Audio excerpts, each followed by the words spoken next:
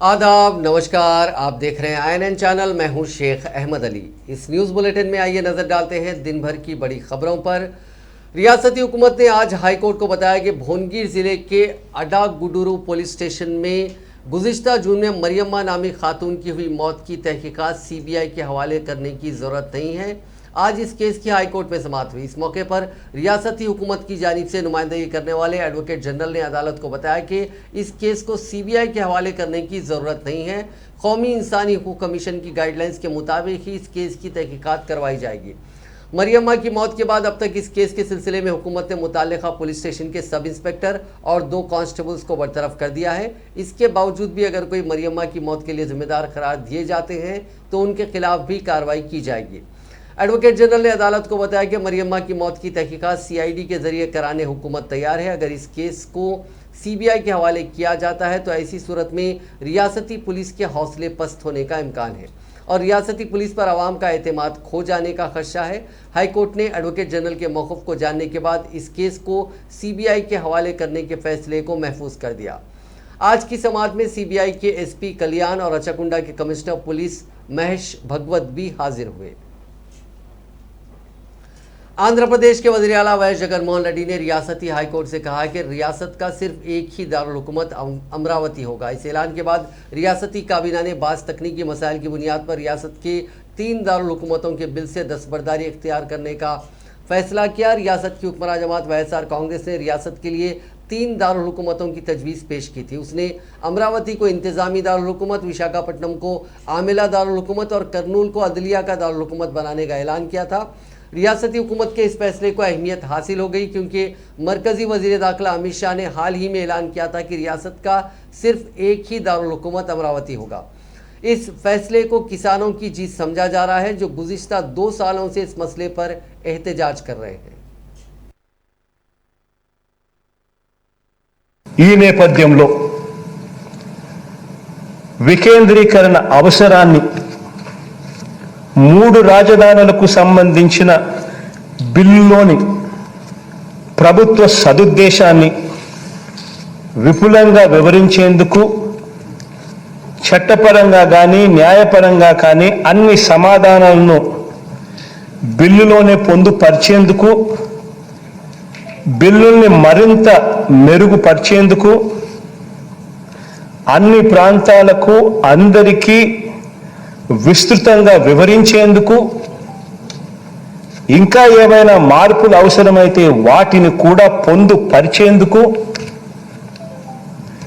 ఇంతకు ముందు ప్రవేశపెట్టిన బిల్లును ప్రభుత్వం వెనక్కి తీసుకుని ఇంతకు ముందు చెప్పిన అన్ని అంశాలను పరిగణనలోకి తీసుకొని మళ్ళీ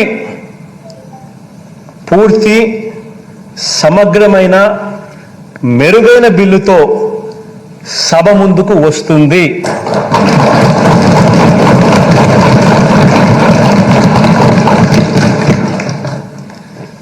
విస్తృత విశాల ప్రజా ప్రయోజనాలను కాపాడేందుకే ఈ నిర్ణయం తీసుకుంటా ఉన్నాం అధ్యక్ష। థాంక్యూ। तेलंगाना कानून साज काउंसिल के लिए MLA कोटे के तहत TRS के तमाम 6 उम्मीदवार बिला मुकाबला मुंतखब हो गए। आज पर्चे नामजदगियों की दस्तबरदारी की आखिरी तारीख थी।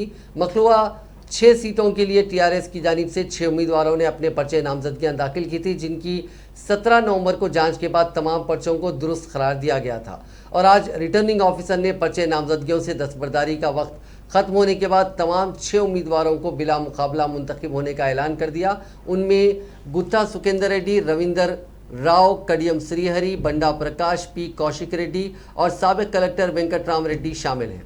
कौशिक रेड्डी और वेंकटराम रेड्डी दोनों पहली मरतबा कानून साज काउंसिल में कदम रख रहे हैं। कौशिक रेड्डी चंद माह कबली हुजूराबाद के ज़मनी इंतखाब से कबल कांग्रेस से मुस्तफ़ी होकर TRS में शमूलियत अख्तियार की थी जिन्हें TRS क़यादत ने काउंसिल के लिए मुंतखब किया, जबकि पर्चे नामजदगी की आखिरी तारीख से एक दिन कबल सिद्दीपेट कलेक्टर की हैसियत से खिदमात अंजाम देने वाले वेंकटराम रेड्डी ने अपने ओहदे से इस्तीफ़ा पेश करते हुए TRS में शमूलियत अख्तियार कर ली थी और काउंसिल के लिए उम्मीदवार बनाए गए। टीआरएस पार्टी ने लोकल बॉडीज कोटे के एमएलसी उम्मीदवारों के नामों को खतियत दे दी है। लम्हे आखिर में निजामाबाद से कविता के नाम को शामिल किए जाने की इत्तला है। इस हल्के से इतवार की रात आकुला ललिता का नाम सामने आया था, लेकिन आज अचानक कविता के दोबारा उम्मीदवार बनाए जाने की मीडिया ने इत्तला दी है। पर्चे नामजदगियां दाखिल करने की आखिरी तारीख मंगल है। उम्मीदवारों को पार्टी क़यादत ने पर्चे नामजदगी दाखिल करने के लिए तैयारियां मुकम्मल करने का इशारा दे दिया, जो मंगल को अपने कागजात नामजदगी दाखिल करेंगे। फिर इसमें शामिल एमएलसी उम्मीदवारों के नाम इस तरह हैं: खम्मम से ताता मधु, आदिलाबाद से दुंडे विठल, महबूबनगर से साई चंद और काशी रेड्डी नारायण रेड्डी, रंगारेड्डी से शंभूपुर राजू और पट्टनम महेंदर रेड्डी, वरंगल से पोचमपल्ली श्रीनिवास रेड्डी, नलगुंडा से एमसी कोटी रेड्डी, मेदक से यादव रेड्डी, करीमनगर से एल रमना और भानु प्रसाद राव, जबकि निजामाबाद से कविता को उम्मीदवार बनाया गया। वजीर सेहत टी हरीश राव ने अहदेदारों को हिदायत दी कि वो दिसंबर के पहले हफ्ते में तेलंगाना हेल्थ प्रोफाइल को अजला, सिलसिला और मुल्क में तजुर्बाती तौर पर शुरू करने के इंतजाम करें। वजीर सेहत ने आज महकमे सेहत के अहदेदारों के साथ एक इजलास मुनक्किद करते हुए कहा कि तेलंगाना हेल्थ प्रोफाइल को जामे अंदाज में तैयार किया जाए और इस प्रोग्राम को दिसंबर के पहले हफ्ते में मज़कूरा 2 अजला में शुरू किया जाए। उन्होंने अहदेदारों को हिदायत दी कि वो हेल्थ एंड फैमिली वेलफेयर की commissioner Vakati Karuna, director medical and health Srinivas Rao और ओएसडी गंगाधर के साथ एक कमेटी तश्कील देते हुए इस कमेटी को अजला, सिलसिला और मुल्क के दौरे की हिदायत दें और वहां तेलंगाना हेल्थ प्रोफाइल प्रोग्राम को कामयाब बनाने के लिए मकामी अहदेदारों से तबादला ख्याल करें। वज़ीर सेहत ने कहा कि तेलंगाना हेल्थ प्रोफाइल में फिलवक्त 8 मुख्तलिफ तिब्बी मायनों के इंदराज का मनसूबा तैयार किया गया, जबकि तेलंगाना डायग्नोस्टिक्स के जरिए 57 अक़साम के तिब्बी मायने किए जा रहे हैं। उन तमाम टेस्टों को भी हेल्थ प्रोफाइल में इंदराज करवाने का जायजा लें। उन्होंने कहा कि तेलंगाना डायग्नोस्टिक सेंटर्स में इस्तेमाल होने वाली मेडिकल मशीनों के जरिए जो तिब्बी मायने किए जा रहे हैं उसकी रिपोर्ट 100% दुरुस्त पाई जाती है और इससे तिब्बी मायने तेज़ी के साथ किए जा सकते हैं। उन्होंने कहा कि तेलंगाना हेल्थ प्रोफाइल प्रोग्राम के दौरान 2 अजला के घर घर पहुंचकर घर में रहने वाले तमाम अफराद की सेहत से मुतालिक मालूमात हासिल करते हुए प्रोफाइल में पेश करें। उन्होंने इस प्रोग्राम के लिए नोडल ऑफिसर का तखर्रुर करने का भी मशवरा दिया। उन्होंने कहा कि दोनों अजला के हर फर्द की सेहत से मुतालिक मालूमात हासिल करते हुए उनकी तफसीलात हेल्थ प्रोफाइल में पेश करें। उन्होंने कहा कि आधार नंबर, बायोमेट्रिक तफसीलात भी प्रोफाइल में दर्ज की जाए। वज़ीर ज़राअत निरंजन रेड्डी ने कहा कि मरकज़ी हुकूमत के 3 मुतनाज़ा ज़रई क़वानीन के खिलाफ एहतजाज करते हुए मुल्क भर में 763 किसान फौत हो गए। उन तमाम किसानों को चीफ मिनिस्टर चंद्रशेखर राव ने 3 लाख रुपए का मुआवजा देने का ऐलान किया, जिस पर कांग्रेस और बीजेपी के कायदीन गलत तशहीर कर रहे हैं। उनका इल्ज़ाम है कि चंद्रशेखर राव हुकूमत तेलंगाना के किसानों को नज़रअंदाज कर रही है। वज़ीर ज़राअत ने बीजेपी और कांग्रेस के इल्ज़ामात और तनकीदों को मुस्तरद कर दिया।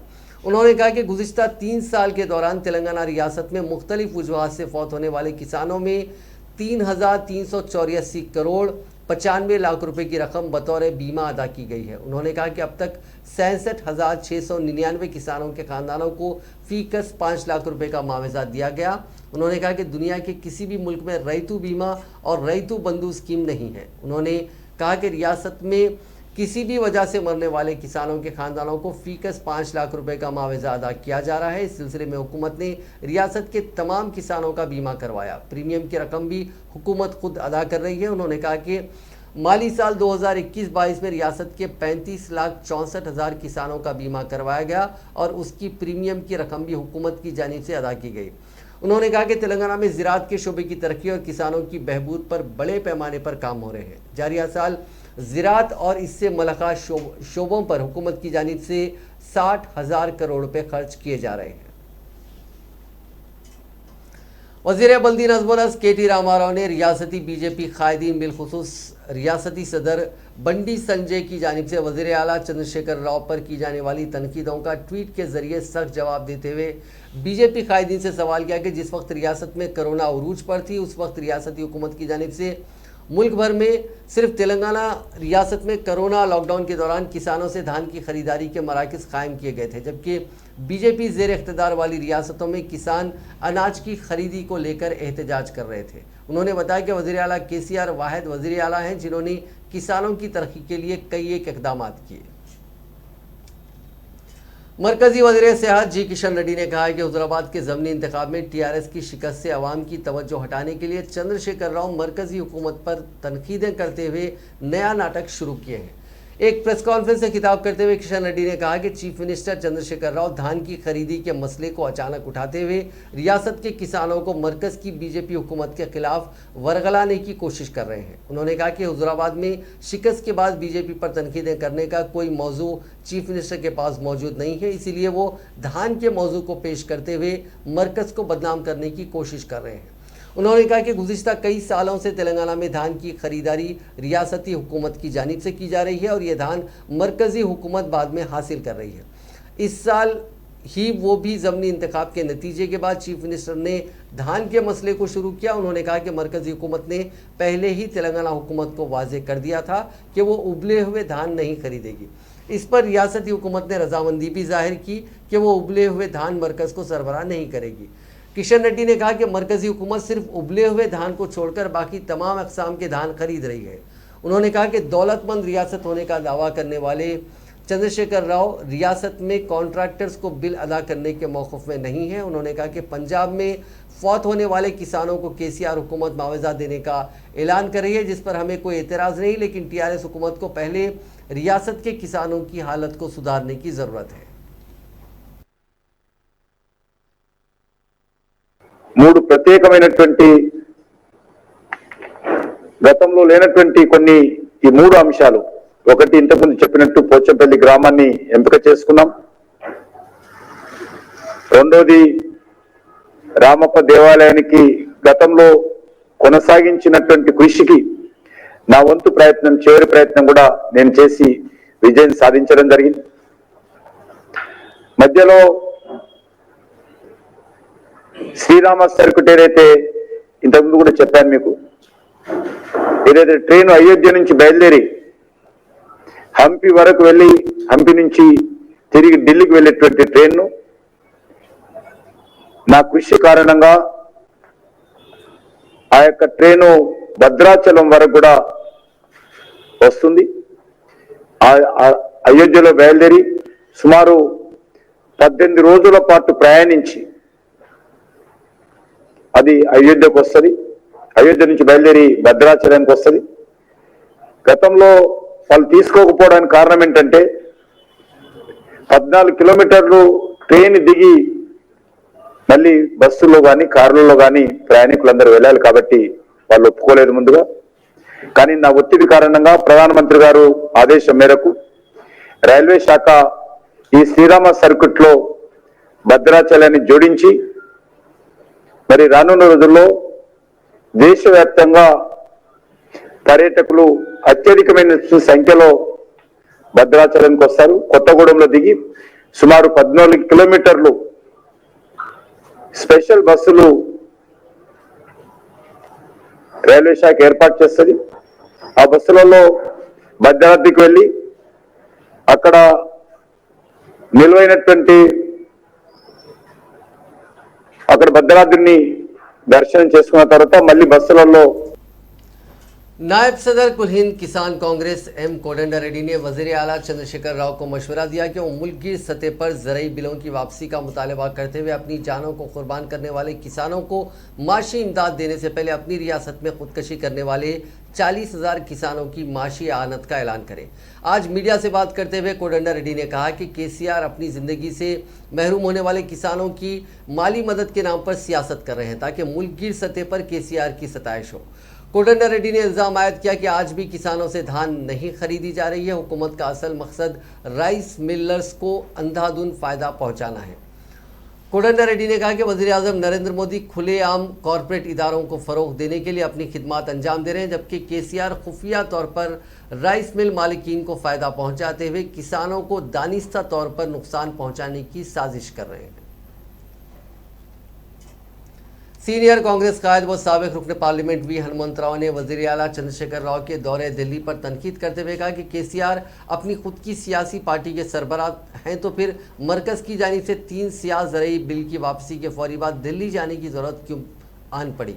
दिल्ली रवानगी से कबल किसान एहतजाज के दौरान अपनी जानों से महरूम होने वाले किसानों को 3 लाख रुपए एक्सग्रेशा किस बुनियाद पर उन्होंने देने का ऐलान किया। ऐसा महसूस होता है कि केसीआर को अपनी ड्रामेबाजी के बाइस नाकामी नजर आ रही है, तो वो वजीर आजम मोदी और मरकजी वजीर दाखिला अमित शाह के सामने झुकते हुए अपनी ड्रामेबाजी के धरने पर माफी तलब करने के लिए बीजेपी की अदालत में पहुंच गए हैं। वाईएसआर तेलंगाना पार्टी की सदर वाइस शर्मिला ने 3 ज़रई क़वानीन को वापस लेने के लिए एहतजाज करने वाले किसानों की मौत पर उन किसानों के खानदानों को मुआवजा देने तेलंगाना के वज़ीर आला केसीआर के 2 दिन पहले किए गए ऐलान पर बरहमी का इजहार किया। उन्होंने इस खुसूस में किए गए तंजिया ट्वीट में पूछा कि दूसरी रियासतों के किसानों को मुआवजा दिया जाएगा। उन्होंने सवाल किया कि हमारी रियासत में कोरोना से मरने वाले किसानों को क्या, खुदकशी करने वाले बेरोजगारों, खुदकशी करने वाले किसानों के खानदानों को कितनी रकम दी गई। उन्होंने सवाल किया कि क्या तेलंगाना की आवाम की जिंदगी बेकार है। तेलंगाना हाईकोर्ट के चीफ जस्टिस सतीश चंद्र शर्मा ने हुसैन सागर की हालत जार पर अफसोस का इजहार किया और आवाम से ख्वाहिश की कि शहर की सफाई की बरकरारी और माहौलियात के तहफ़्फ़ुज़ के लिए इक़दाम करें। उन्होंने कहा कि जब वह हैदराबाद आ रहे थे तो उनसे कहा गया था कि इस शहर में एक खूबसूरत झील हुसैन सागर है। उन्होंने अपने ड्राइवर से पहली बात ये की कि वो हुसैन सागर देखना चाहते हैं, जिसके बाद उनके ड्राइवर और पीएस उनको हुसैन सागर ले गए, ताहम वो वहाँ 5 मिनट से ज़्यादा नहीं ठहर सके। उन्होंने दुख का इजहार करते हुए कहा कि हमने हमारे माहौलियात के साथ ऐसा कुछ किया है। उन्होंने कहा कि जब वो हाईकोर्ट को पहुँचे तो उन्होंने पूछा कि हाईकोर्ट के करीब ये नाला कैसा है, जिस पर उनसे कहा गया कि ये नाला नहीं बल्कि मूसा नदी है। इसको देखकर वो सख्ते से 2-4 हो गए। उन्होंने 2 हाथ जोड़ते हुए अपील की कि शहर को साफ़ सुथरा रखा जाए और जो कुछ भी माहौलियात की बेहतरी के लिए हो सके वो करें। तेलंगाना के ज़िले सिद्दीपेट की लाल कमान पर कल शब वज़ीर आला चंद्रशेखर राव के मुजस्समे को लगाने की हुक्मरान जमात टीआरएस के कारकुनों और लीडरों ने कोशिश की, जिस पर एतराज़ करते हुए एबीवीपी और बीजेपी के कारकुनों व लीडरों ने टीआरएस कारकुनों को रोक दिया और धरना दिया। इस धरने के नतीजे में कुछ देर के लिए इलाके में कशीदगी फैल गई। उन धरना देने वालों ने वज़ीर आला केसीआर और टीआरएस के खिलाफ नारेबाजी की। इस धरने के नतीजे में कुछ देर के लिए कशीदगी फैल गई। इत्तला मिलते ही पुलिस वहां पहुंची, जिसने सूरत हाल का जायजा लिया और वज़ीर आला के मुजस्समे को लेकर चली गई।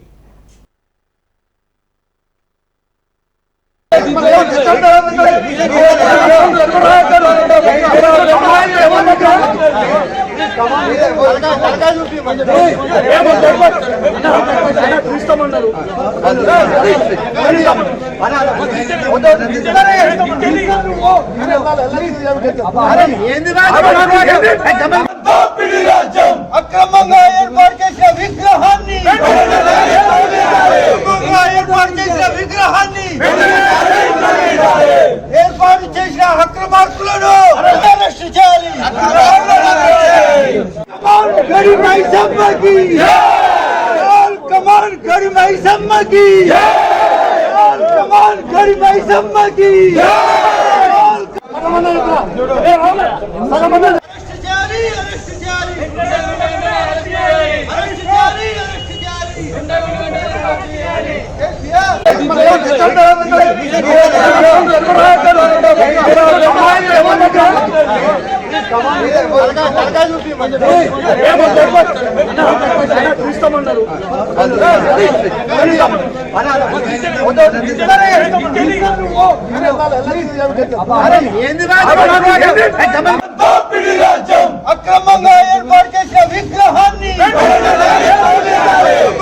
ఏర్పాటు చేసిన విగ్రహాన్ని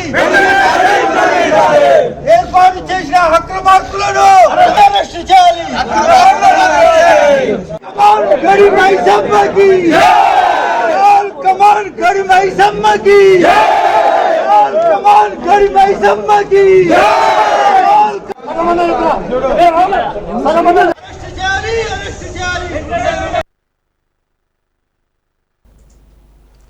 दोनों तेलुगु रियासतों तेलंगाना और आंध्र प्रदेश में शेर जंगल से इंसानी आबादियों में आ रहे हैं, जिसके नतीजे में जंगलात से मुतसिल इंसानी आबादियों में खौफ का माहौल पाया जाता है। पहले आंध्र प्रदेश के ज़िले कर्नूल और अब तेलंगाना के ज़िले भद्रादरी कोत्तागुडम में शेर की दहशत पाई जाती है। कर्नूल के श्रीशैलम महा अक्षत्र हुदूद में हालिया दिनों के दौरान एक बड़ा शेर नजर आया। मुसलसल बारिश के सबब ये शेर सड़क पर आ गया और वहां से गुजरने वाली एक गाड़ी सवार ने उसकी वीडियो बना ली। इस वीडियो में दिखाया गया कि ये शेर सड़क उबूर कर रहा है। उस शेर को सड़क उबूर करता हुआ देखकर दीगर गाड़ी सवारों ने अपनी गाड़ियों को रोक दिया।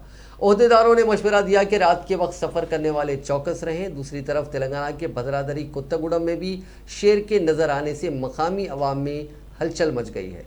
ज़िले के टेकुलापल्ली एलुंदु मंडलों में ये शेर नज़र आया है। टेकुलापल्ली मंडल मुस्तक़र में तकरीबन 20 किलोमीटर की दूरी पर जंगल वाक़ है, जहां से ये शेर खेतों में आ गया। कुंटला अंजियाना पालम देहातों में किसानों ने इस शेर को देखा। महकमे जंगलात के ओहदेदारों ने मटलागुड़म, जंगलापल्ली, सिद्धारा देहातों के हदूद में शेर की मौजूदगी का पता चलाया। मकामी देहातियों में रहने वालों में शेर के इम्कानी हमले का खौफ पाया जाता है।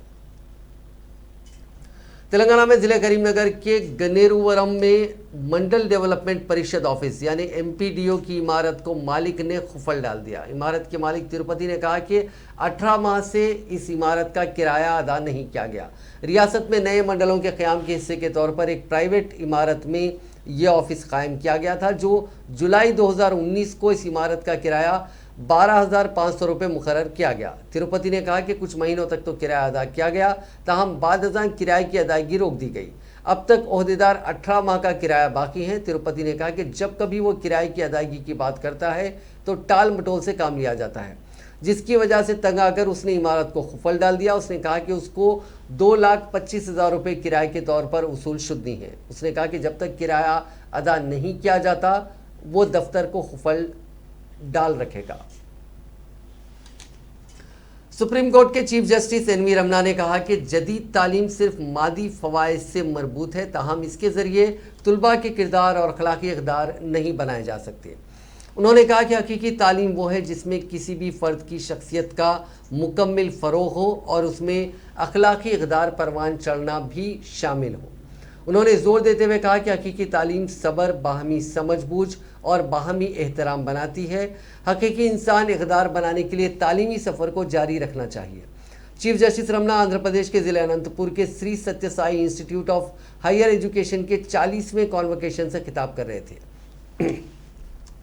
उन्होंने इस यूनिवर्सिटी की जानिब से हिंदुस्तानी सकाफ़त और इक़दार को परवान चढ़ाने के लिए की जा रही मसाई की सताइश की। उन्होंने कहा कि इक्तिसाब आज के दौर की ज़रूरत है। हिंदुस्तानी सकाफ़त और इक़दार के जौहर इसमें शामिल हैं। चीफ जस्टिस ने अपने खिताब में निशानदेही की कि कोविड वबा के दौर ने अदम मसावात और कमज़ोरियों की गहरी जड़ों को बेनकाब किया। चीफ जस्टिस ने तुलबा को गोल्ड मेडल और डिग्रियां पेश की और मेडल हासिल करने वाले तुलबा को मुबारकबाद दी।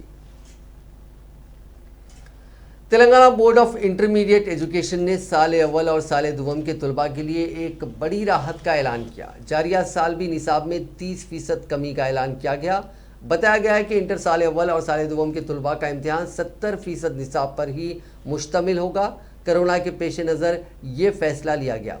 निसाब से मुतालिक तफसीलात और मॉडल पेपर्स इंटरमीडिएट बोर्ड की वेबसाइट पर मौजूद हैं। वेबसाइट का एड्रेस है www.tsbie.cgg.gov.in।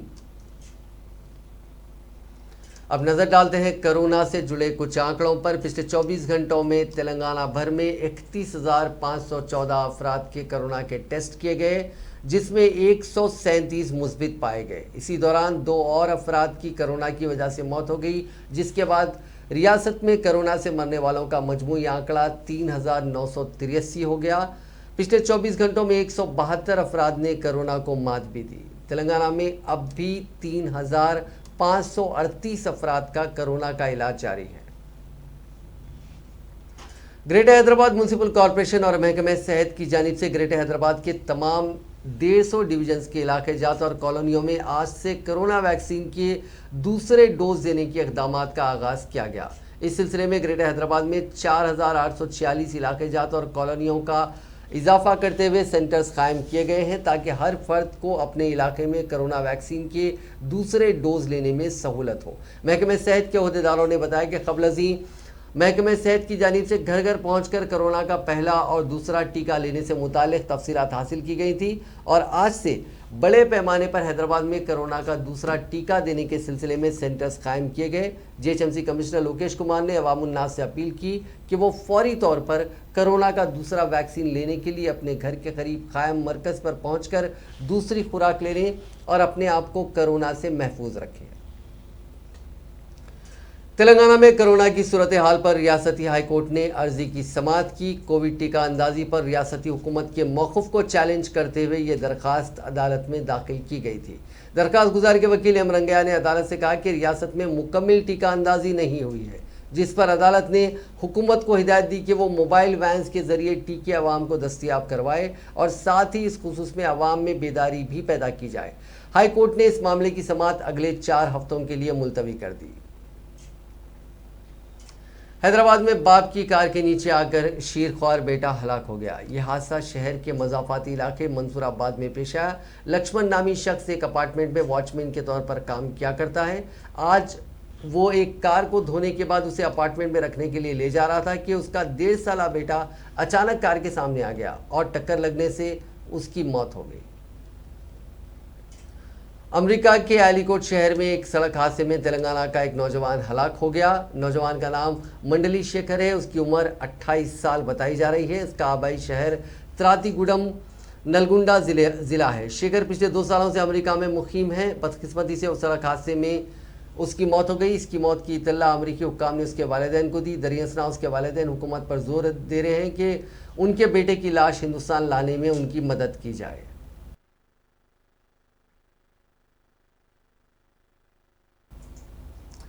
आखिर में एक बड़ी खबर लखनऊ से।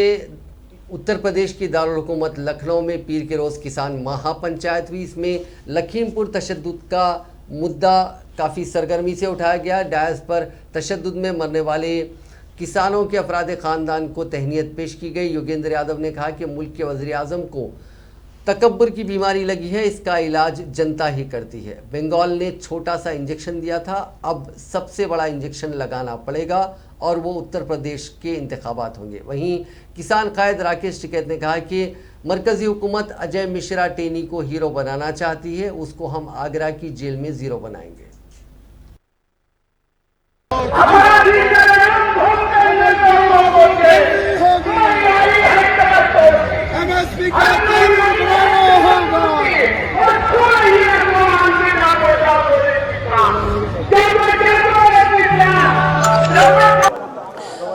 पहले तो ये किसान पंचायत हुई थी, उस वक्त तो था कि हाँ भाई हम 3 कानूनों की को खारिज करने और बाकी सब मांग का करें। इस बीच एक जीत भी हो गई है, तो आज जीत का जश्न भी है और साथ में जंग का जज्बा भी है। सर अभी यहाँ पर लगभग 2 लाख से ज्यादा किसान मौजूद है। आपको लगता है उत्तर प्रदेश इलेक्शंस में भी कुछ इसका असर पड़ेगा? मुझे केवल चुनाव नहीं दिखता, मुझे तो दिखता है कि देश की राजनीतिक दिशा कैसे बदलेगी। और 7 साल में पहली बार मोदी सरकार को यू टर्न लेने पे मजबूर हुआ है। जो काम समझते थे कि दुनिया में कोई नहीं कर सकता, वो किसानों ने करके दिखाया है। यानी कि इस सरकार को उल्टे पांव लौटने के लिए मजबूर किया है। जाहिर है इससे उत्तर प्रदेश ही नहीं पूरे देश की राजनीति की दिशा बदलेगी। ये जो तिलिस्म था सत्ता का, कुछ नहीं हो सकता, ये कभी पीछे नहीं हटेंगे, तिलिस्म टूटना शुरू हुआ है। और एक बार तिलिस्म टूटता है तो बड़ी तेजी से टूटता है। सर एमएसपी की गारंटी पे अगर बात नहीं करते हैं, अगर एमएसपी की गारंटी पे बात नहीं करते तो ये प्रोटेस्ट कितना लंबा चल सकता है? देखिए, प्रधानमंत्री एमएसपी के सवाल को भूल जाएं तो हम थोड़े ही भूलेंगे। हमारे लिए तो सवाल है, संघर्ष जारी रहेगा।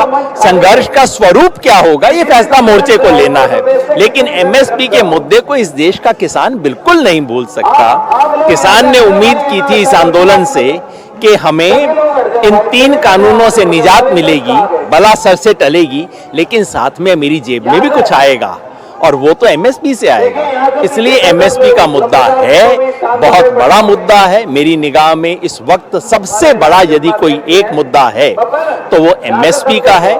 इसलिए किसान देश भर के इसमें अपना संघर्ष जारी रखेंगे। संघर्ष का स्वरूप क्या होगा 27 तारीख को संयुक्त किसान मोर्चा तय करेगा। नाजरीन, इस न्यूज़ बुलेटिन में बस इतना ही। देखते रहिए INN चैनल।